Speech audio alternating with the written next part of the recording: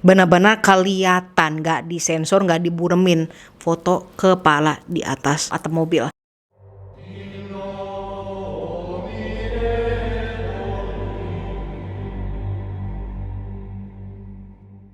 Di sini udah ada yang pernah nonton TV series kan, gue lupa. Di sini ada nggak yang pernah nonton TV series Breaking Bad atau Narcos? It's actually real, bener-bener happening in this very much earth. Nah, daripada gue ngalung ngidul kemana, gue berharap bahwa ini podcast karena gue pengen ngomong banyak biar gue bisa ngomongin gitu tentang everything that I want to talk about, termasuk diri gue.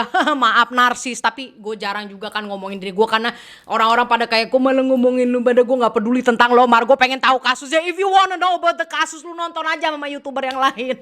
Maaf, gue hari ini lagi sensi. Ini adalah upaya dimana untuk nyenengin gue, karena ini 40 harian opa gue. Hey guys, Vigits, apa kabar? How are you? Hari ini, welcome back to Paranormal. Seperti yang kita rasain akhir-akhir ini, dunia politik di Indonesia itu lagi tegang-tegangnya. Well, not just Indonesia, everybody in this goddamn earth, termasuk Amerika Serikat, Elon Musk, Kamala Harris, sama Trump. Damn! Satu dunia pada tegang, apalagi di tahun 2024 ini, you know what I'm saying? Nah, karena tadi gue nge-mention calon presiden di Amerika Serikat, gue ingin ngebahas negara sampingnya. Negara yang bakal jadi topik utama kali ini adalah Meksiko. Sebenarnya kalau ngomongin Meksiko, safe to say nggak cuma politiknya aja yang tegang, tetapi memang secara keseluruhan satu negara itu tegang terus karena pengaruh kartels. Gue nggak bisa ngebahas dalam banget tentang kartels karena itu bahasa aja udah sensitif di platform YouTube ini. But matter of fact nih, gue langsung masuk aja lah ya. Jadi nih di awal Oktober kemarin, ya masih Oktober ya sekarang, salah satu tokoh politik di Meksiko menjadi headline gara-gara mayor atau wali kota mereka itu meninggal terbunuh di minggu pertama beliau menjabat sebagai mayor atau wali kota. Kondisi meninggal dunianya ini tuh juga dengan keadaan kepalanya dipenggal. Dan ada fotonya juga yang tersebar via WhatsApp hingga ke X. Apakah ini semua ada sangkut pautnya dengan kartels di Meksiko?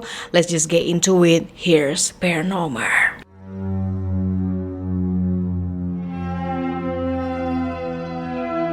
Disclaimer, ini pembahasan gue dapetin dari berbagai artikel, and if you want to read the link in the description. Alright y'all, nah korban atau tokoh politik yang dimaksud itu adalah Alejandro Arcos Catalan. Bapak Alejandro ini adalah newly sworn atau orang yang baru aja dilantik menjadi mayor atau wali kota Chilpancingo, daerah yang dijadikan ibu kota di bagian selatannya Guerrero. Alejandro ini dilantik pada tanggal 30 September 2024 berbarengan sama serah terima jabatannya presiden perempuan pertama di Meksiko, yaitu Claudia Sheinbaum. Jadi belum ada seminggu nih ibu presiden ini menjabat, dia langsung ngabarin dan mengkonfirmasi bahwa Mayor Alejandro Arcos itu telah meninggal dunia. Soalnya sebelumnya masyarakat Meksiko pada waktu itu duluan kaget dan bertanya-tanya akibat foto dan gambar yang katanya itu adalah jasadnya si wali kota. Kalau menurut artikel The Guardian, foto yang disebar di sosial media itu adalah betul foto potongan kepalanya Alejandro di atas mobil pickup berwarna putih dengan posisi badannya yang ada di dalam mobil yang sama. Dan masyarakat di Meksiko itu sebelum tersebar luas tuh beritanya, mereka tuh udah punya dugaan bahwa ini tuh kerjaan dari si kartels. And apparently ya memang ada hubungannya, nanti gue bakal deeper into the topic. Dan foto tersebut dianggap menjadi pengingat betapa kejamnya dunia organized crime di Amerika Latin. Apalagi nih setelah ditarik mundur ke tahun 2006, tahun dimana Meksiko ini masih dipimpin sama presiden yang bernama Felipe Calderón. Semasa menjabat sebagai orang nomor 1 di Meksiko, Felipe ini dinilai memulai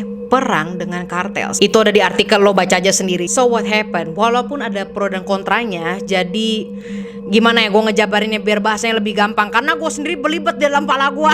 Jadi pada tahunnya si Felipe nih, dengan full support dari Amerika Serikat, Felipe dengan tegas nurunin tuh sekitar 10.000 lebih personil militer baru dengan maksud untuk memperbaharui dan membasmi personil-personil lama yang apparently personil lama ini adalah korup gitu loh. Korupnya as in mereka tuh masuk di payroll atau kerjasama dengan kartels. Ya gimana nggak gerak kan kartel-kartel pada tahun itu, kayak ya elah, ibaratnya orang dalam insider yang bisa masuk ke dalam politik dan negara. Jadi kebasmi. Gak sampai situ aja, personil militer barunya tuh juga berhasil menangkap dan ngabisin 25 gembong narkoba dari top 30 gembong di Meksiko pada waktu itu. When everybody happy kayak ye kita udah nangkep, they're not gonna do it anymore, jadinya mengecil gitu kan ya. Namun Namun ada sebab dan akibat. Akibatnya itu adalah dari strategi ini muncullah bandar-bandar kecil yang never give up dan mulai menjamur karena pada saat itu nggak ada lagi yang berkuasa. Sebenarnya ada sih, cuma mereka tuh kayak udah rentan posisinya. So, bandar-bandar yang akhirnya dibasmi ini berujung memakan korban lebih banyak dari sebelumnya. To the point udah sampai angka lebih dari 150.000 korban jiwa. Nah, besarnya angka korban jiwa ngebuat calon presiden selanjutnya jadi mikir kayak yang ngeri juga. And then presiden yang menjabat setelah Felipe Calderon itu mutusin untuk lebih fokus ke mengurangi kekerasan terhadap warga sipil daripada ngejar-ngejarin kartel nih yang ujung-ujungnya bakalan banyak makan korban. Lalu dilanjutin lagi nih sama presiden selanjutnya, yaitu Andres Manuel Lopez Obrador. Dia punya metode nih, yaitu adalah dengan pendekatan yang dia sebut hugs not bullet.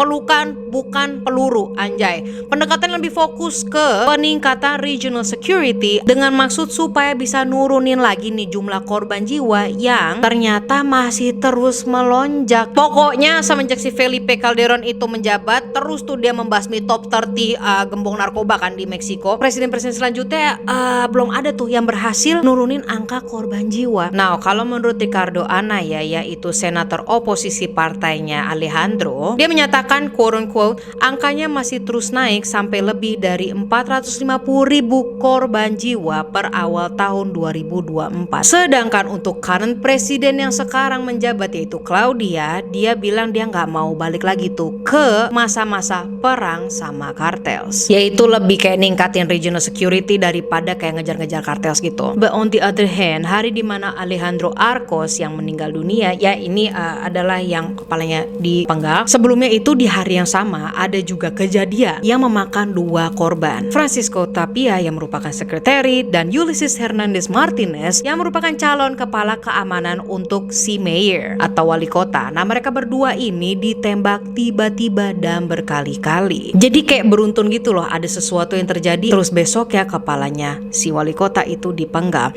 Nah, masih mengutip artikel dari The Guardian, di satu wawancara nih beberapa hari sebelum Alejandro meninggal dunia ini, kalau dia itu mau diingat sebagai champion of peace and happiness. Lalu dilanjuti dengan quote unquote, I've lived here all my life. Aku telah tinggal di sini selama hidupku. And it's here that I want to die. Dan disinilah aku ingin meninggal. But I want to die fighting for my city. Tetapi saya ingin mati untuk kota saya. Ada juga pernyataan Alejandro di awal tahun 2024 sebelum ia dilantik, yaitu adalah kalau dia nggak bakal sama sekali negosiasi ataupun bikin kesepakatan sama organisasi kriminal. To be fair, untuk yang nggak tahu, daerah atau kota yang dia pimpin itu, which is Chilpancingo, udah lama menjadi pusat tempat produksi opium popis, bahan utama untuk heroin. Kira-kira ada tuh sekitar 16 geng berbeda yang beroperasi di kota Chilpancingo ini, and they never stop. Nah, sejak tahun 2023 memang udah banyak kriminal-kriminal dari Chilpancingo ini yang udah banyak nantangin pemerintah. Nah, terus udah tahu kotanya Chilpancingo ini sebagian besar adalah teritori kartels. Dengan beraninya Alejandro nyamperin ke ajudannya kalau dia itu nggak butuh pengawalan ataupun semacamnya lah untuk datang ke meeting yang mau dia hadiri waktu itu. Nah, dalam perjalanan menuju ke meetingnya itulah Alejandro meninggal dunia, yang dimana meetingnya ini tuh bersama beberapa member dari kartels Los Ardios. Dan setelah beberapa jam kemudian barulah jasadnya Alejandro ditemukan. Sebelumnya nih, Los Ardios tuh apa? Salah satu cabang kartels di Meksiko lah ya. Nah, ini tuh udah pernah rame-rame ngeprotes minta kebebasan untuk member mereka yang masih terduga melanggar hukum. Saking rusuhnya, mereka ini tuh sampai bikin repot dan nahan beberapa pihak berwajib. Kayak polisinya Meksiko ini ada yang beberapa mereka jadiin sandera. Habis disandera, mereka juga ngerobohin pagar-pagar legislatif, gedung legislatif pakai mobil armor, udah kayak server GTA online. But it's real yo, it is real. Nah, kabar terakhir ya, proses investigasi masih terus berjalan nih dan belum banyak yang bisa di-spill ke media dari pihak kepolisian Meksiko. Tetapi kuat dugaan pelaku dari kasus Alejandro Arcos ini adalah Los Ardios. Dugaan ini juga diperkuat lagi dengan adanya bukti dari pendahulu Alejandro, wali kota sebelumnya, yaitu Norma Otia Hernandez. Jadi si Norma ini ketahuan lah ketemuan dan ngobrol sama salah satu petinggi di Los Ardios. Now, belum jelas juga what they were talking about, tapi ya walaupun gak disepal-sepil banyak di berita, si Norma Otilia ini didepak dari partainya setelah ketahuan berbincang dengan member Los Ardios. Menurut kalian kalian gimana? Political movement dari Ibu Presiden Claudia Sheinbaum ini kan mau melanjutkan hugs not bulletnya ya, yang padahal kenyataannya banyak kritik juga dari masyarakat Meksiko bahwa movement itu gagal, kayak nggak ada impact-impactnya gitu. Apalagi setelah kalian tahu pada tahun 2023 kemarin Meksiko itu masuk ke list World's 50 Most Dangerous Cities. Jadi ada 11 kota di Meksiko yang masuk ke dalam listnya, dan salah satu kotanya itu adalah Chilpancingo. So I guess that is it y'all. Gua mau ngebahas ini karena gue kaget ngeliat di timeline Twitter gue tuh beberapa minggu lalu, dan gue baru bahas sekarang. Benar-benar kelihatan gak disensor, gak diburemin foto kepala di atas kap mobil gitu. Kap mobil di atas apa tuh, atap mobil. Now we'll see you when I see you. Don't forget to subscribe, follow your guys Instagram @Marissa. Goodbye and love you guys.